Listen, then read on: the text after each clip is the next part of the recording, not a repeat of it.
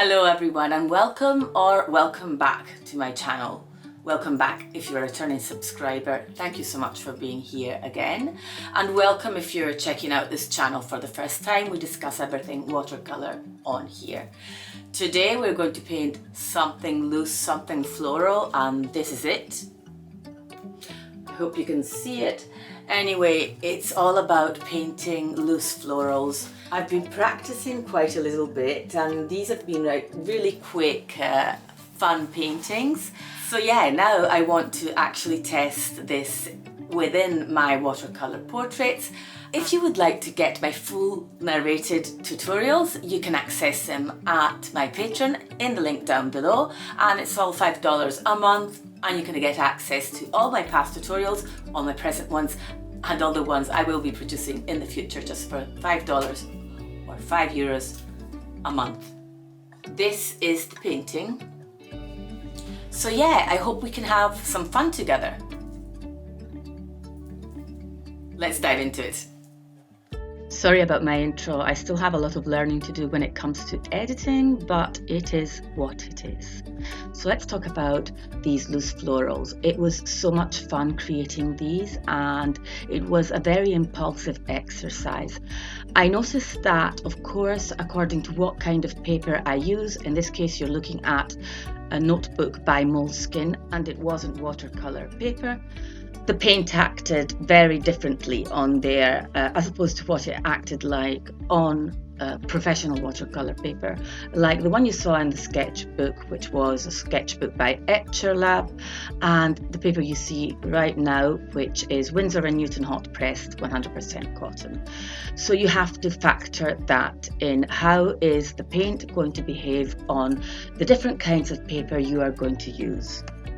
I used the same technique to create each of these flowers. I basically wet the paper in a spiral shape and then started adding colour to the surface and allowed the paint to do its own thing. And this was more successful in some cases and a little bit less successful in others.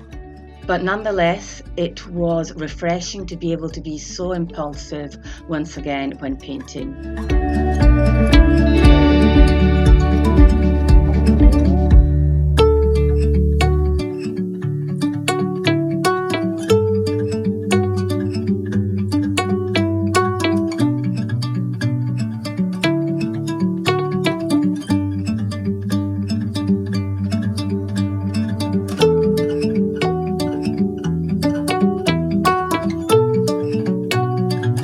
As you can see here, I'm adding a little bit of table salt, which is always something fun to do when you want to paint a little bit looser and when you want to get unexpected or surprising effects as a result.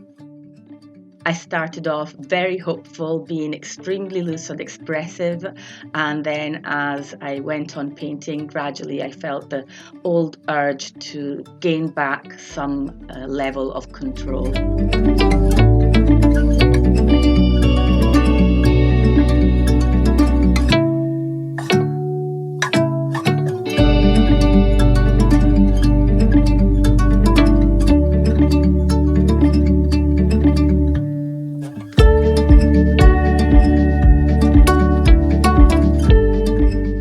Aspect I'm working on is balance. I really like the face as it was at this stage of the painting, as you can see now in the footage, and I think I should have kept this balance where the flowers were the protagonists and the face was more sort of out of focus, but I wasn't able to, and I think this is also due to my lack of maturity when it comes to my art still.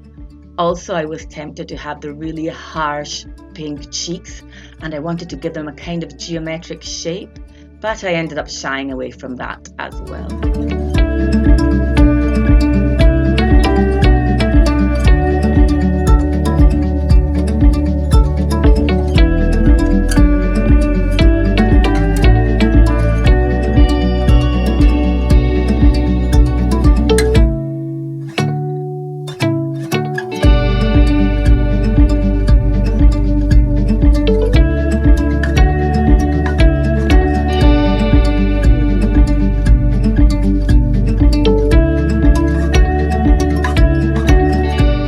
have been drawn to painting and drawing the human face as far back as I can remember.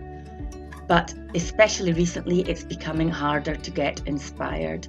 And I found that painting these big, loose, bold florals and making them part of my painting process and of my portraits has really helped me to break the ice and to enjoy painting again. I think I said this in my previous video, but I feel that I am in a new phase and I am falling in love with my art again, and I am so happy and excited about experimenting.